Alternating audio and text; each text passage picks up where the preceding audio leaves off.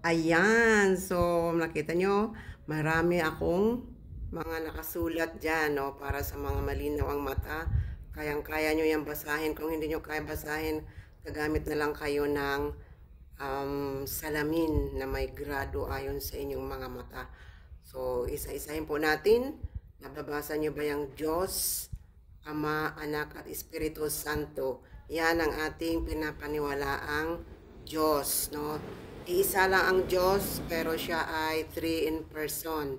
Okay, iba ang Ama, ibang Anak, iba din Espiritu Santo, pero iisa lang yan. Persons, okay? So, ang sabi, nilikha ng Diyos ang tao sa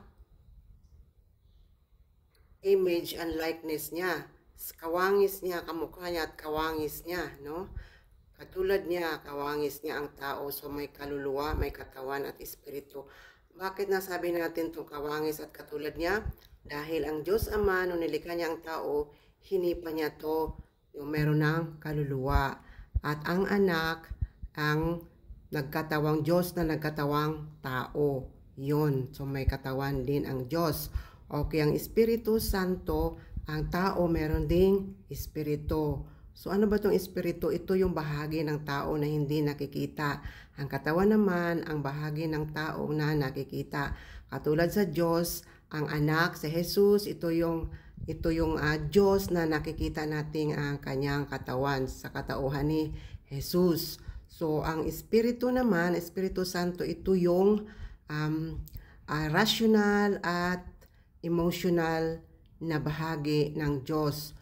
Tayo naman, meron din tayo espiritu. Ito yung rational, ating pag-iisip, at emotional ang ating damdamin. Yan yon, hindi nakikita yon pero meron tayo niyan. So ngayon, kaya siya espiritu lang dahil nga tayo ay tao lamang, no? So magiging kawangis tayo ng Diyos kung tatanggapin natin ang Espiritu Santo kapag tayo ay bibinyagan. Yon. So, ito na. So, binigyan tayo ng buhay. Ang buhay na binigay sa atin ng Diyos una nung siya naglikha ng tao ay eternal. Wala siyang hangganan. Ngunit nung nagkasala, ang tao ay nahati ang buhay. Meron siyang temporal bago ang eternal. Dadaan mo na siya ng temporal. Dahil nagkasala siya, i-purify mo na siya para magkakaroon ng mabalik ang kanyang eternal life. Okay? So, titignan natin dito sa stages ng buhay ng tao na temporal, yung temporary lang. So, ang ating katawan ay, sa ngayon ay temporary pa lang. So, sa simula, tayo ay bata, childhood. So, hanggang sa tayo ay magiging magdadalaga o magbibinata, ayan, adolescence yan, no? So, normally yan, normal na paglago ng tao, pagtubo ng tao, yan po ang ating mapagdadaanan bilang tao hanggang sa tayo ay magiging adult na or magkakaroon na ng kakayahan na makapag-multiply na, makapag-reproduce na ng ating offspring o ating lahi. So, yan yung normal na growth ng temporal na katawan ng tao. Sabi nga, kung hindi tayo tumubo o lumaki ng yung normal na ang edad mo ay dapat ang pag-iisip mo, ikaw ay naiisip ka na nagmamature ka na pero ang isip mo ay bata pa, matanda na edad mo, kaya hindi siya normal, no? So, yan, merong mga abnormalities ang tawag doon. So, hindi ka pa nakarating sa maturity or normal na growth. Yon. Yan din po ang buhay natin sa eternal. So, sa eternal life, dapat nagsimula tayo sa purgative stage. Yung mga stages in eternal life, no? Purgative stage, illuminative stage, at saka unitive stage. Ayan. Bawat stage na yan ay bago ka makaakyat dyan, so meron din yung pagbabago, meron yung paghihirap, meron mga sufferings dyan, mga sacrifices dyan mapagdaanan bago mo maakyat yung mga bawat stages na yan. Kaya katulad kung nasa purgative stage tayo, dapat matuto tayong repent, magsisi sa ating mga kasalanan. Sabi nga ni Jesus, repent, tapos magpabinyag para magiging Kristiyano at paniwala sa kanyang mabuting balita na tinuturo. At upang manatili tayo sa kanya, dapat sumunod tayo sa mga sakramento para manatili tayong banal, at upang ang ating kabanalan ay makarating sa langit. So gagawa tayo ng mga acts of mercy. Yun, meron tayong mga corporal at saka spiritual acts of mercy para tayo ay mapatuloy doon sa illuminative at saka hanggang sa unitive stage ng ating spiritual life na makamta natin ang eternal life. Yan po yung mga stages ng ating buhay. So, ano ba talaga bakit natanong ba natin sa ating sarili, bakit naglikha o nilikha ng Diyos ang tao? Okay, so naglikha siya to glorify Him, no? Nilikha tayo upang iluwalhatiin natin ang Diyos. Paano natin iluwalhatiin ang Diyos? Hindi man natin siya ngayon nakikita na, dahil sa Jesus ay Holy Spirit na lang ang nanatili sa atin ngayon, sa panahon natin ngayon, di ba? So, through our faith, our belief in the gospel, so, meron naman tayong pamaraan makikilala siya. No, love and serve Him. O, kilalanin natin siya sa pamagitan nating kapwa, sa pamagitan ng mga katuruan na iniwan niya sa simbahan. Yan, may simbahan siyang iniwan. Tinuruan niya yon upang ituro din sa atin, makilala natin ang Diyos. At pag nakilala natin, syempre, ang Diyos ay pag-ibig. Hindi natin pwedeng hindi siya mamahalin dahil buti niya, perfect niya. Kaya once nakilala natin siya, matuto tayong magmahal sa Kanya. At syempre, upang mapatunayan natin ang ating pagmamahal sa Kanya, paglingkuran natin siya kung nasaan man siya. Okay, yan po ang ating dapat alalahanin, bakit tayo nilikha ng Diyos, upang siya ay maluwalhati sa magitan ng know, love, and serve Him. Ayan, so bakit ganito ang nangyari sa atin ngayon? So balikan muna natin, bakit naman sinasabi tayong ba't hindi tayo dediretso sa unitive stage, no? So katulad din yan sa temporal life, ang katawan natin nagsisimula din tayo sa childhood. Okay, so sisilipin muna natin ang kasaysayan ng bayan ng Diyos, no? Okay, ito nakikita nyo. So nakikita ninyo malinaw ang mga mata ninyo, ang inyong mga salamin. Ito po yun, no? So sa bayan ng Diyos, ang unang nilikha, alam natin, si Adan, si Eva. So si Adan, nagkasala sila. So hindi naman din tumigil ang Diyos na pabayaan na lang niya yung tao na tuluyan ng mapahamak. Sinubaybayan pa rin ng Diyos ang tao hanggang sa nilinis niya yung mga makasalanan at natira yung pamilya ni Noah. So sa pamilya naman ni Noah, yun hanggang sa nakita na patuloy pa rin ang pagkakasala ng tao, pero nakakita pa rin siya ng mabuting tao, si Abraham, hanggang sa mga descendants ni Abraham, no? Ang kanyang mga kaapu-apuhan, no? Mga generations si Abraham. So si Isaac, si Jacob, hanggang sa tinatawag na Israelites, no? Si Jacob ang pinalitan ng pangalan niyang Israel, kaya yung kanyang mga lahi ang tawag ng Israelites. Diyan sa mga lahi ni Abraham na yan, ang tawag sa Diyos sa kanila ay bayan ng Diyos. Sabi niya, ako ang inyong magiging bayan at kayo ang aking magiging bayan at ako ang inyong magiging Diyos. Ayan, so yan po ang pangako, ang kasunduan ng Diyos sa mga lahi ni Abraham na nagiging mga tawag sa kanila ay Israelites. Okay, so mga Israelites na yan ay patuloy ang paglalakbay nila, led by Moses, hanggang sa lagi sila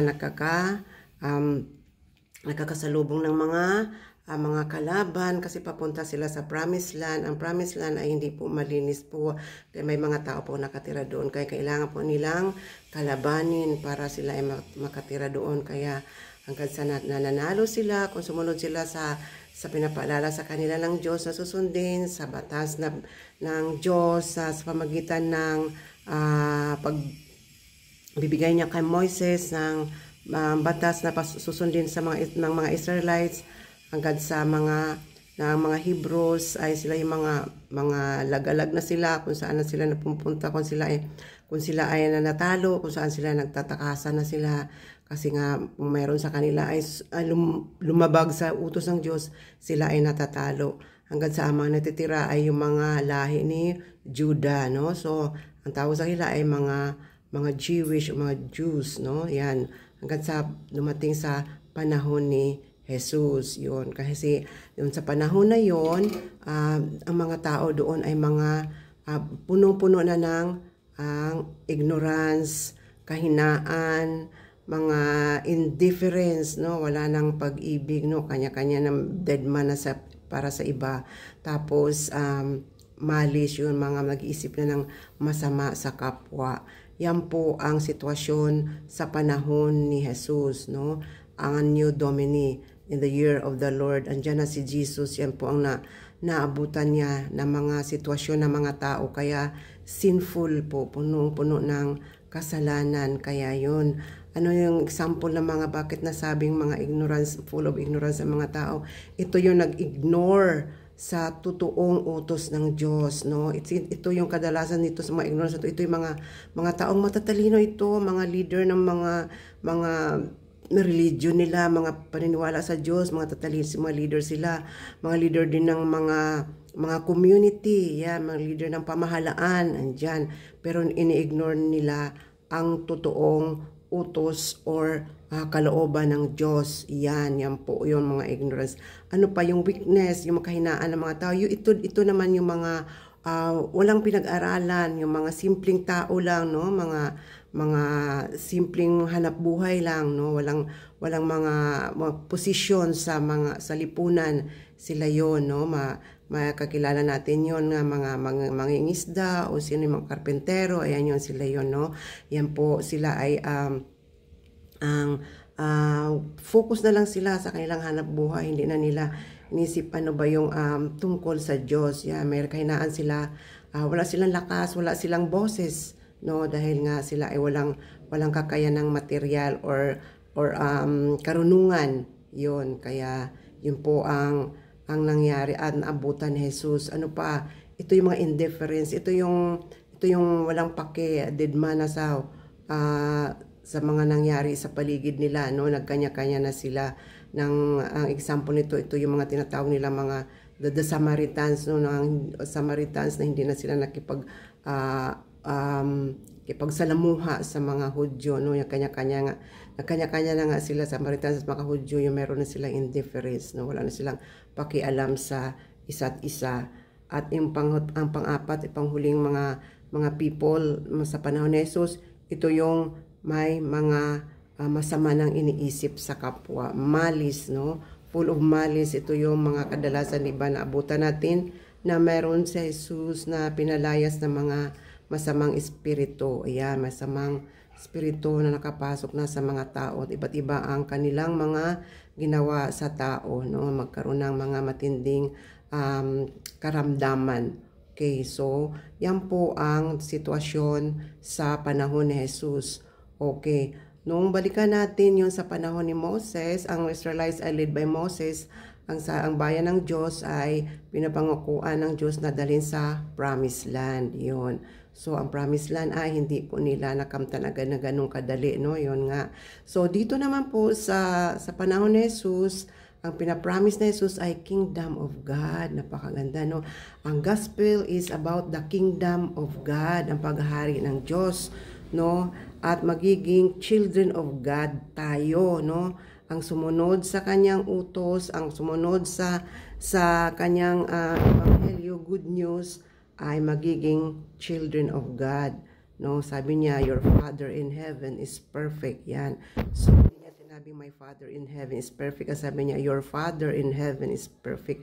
Yun, Ama natin ang Diyos Ama. Napakaganda ng pangako ni Jesus. No, paalala sa atin ni Jesus kung sumunod tayo sa kanyang kalooban. No, sa kanyang mga tinuro. Ayan, so, yun ang paalala sa atin. Yan yung kabuuhan ng maaring very silip lang, no? Silip ka, hindi siya talaga ganong kalawak or kakompleto o detalyado. Parang ito ay overview, ang maliit na overview ko lang, sa silip ko lang po sa buhay ng tao, no? So, yan po sa habang nasa purgative stage tayo, repent and baptize, believe in the gospel, then sacrament and do the acts of mercy. Yan, kung magagawa natin yan, maaaring makakasala man tayo paminsan-minsan na hindi natin na sinasadya, ay kailangan natin nasa sacrament tayo, mangungumpisal tayo ng may totoong pagsisisi. Hanggang sa kung natin kaya natin lahat yan na pagtagumpayan, na may pagmamahal, pag-ibig, may kababaang loob, at tayo ay mamunga sa Espiritu Santo, tayo ay magkakaroon ng liwanag. So, magiging illuminative na tayo. Nandun tayo sa illuminative stage. Magliliwanag tayo sa ating kapwa. No? Magliliwanag tayo. Illuminative stage tayo. Hanggang sa tayo ay makakyat na sa unitive stage. Kung buhay pa tayo dito sa mundong ito. At yan yung mga pinakita na mga martyr, mga santong talagang hindi natatakot na anuman ang mangyari sa kanila, hindi sila natakot na patayin, basta lang masunod ang kalooban ng Diyos, no? Hindi sila matakot patayin ang kanilang katawan, talagang paglaban nila ang kanilang pananampalataya, ang pagsunod sa Diyos, kung saan yun po ang tinuturo sa atin ni Jesus. Kung gusto niyo sumunod sa akin, kalimutan ang sarili, pasanin ang krus araw-araw at sumunod sa akin. Yan po, meron po tayong mga sacrifices and suffering sa pagsunod natin kay Jesus. Paalala po niya yan, no? Kaya mga kapatid, yan po ang aking mumunti at simpleng paglalarawan sa buhay ng tao. Maraming salamat.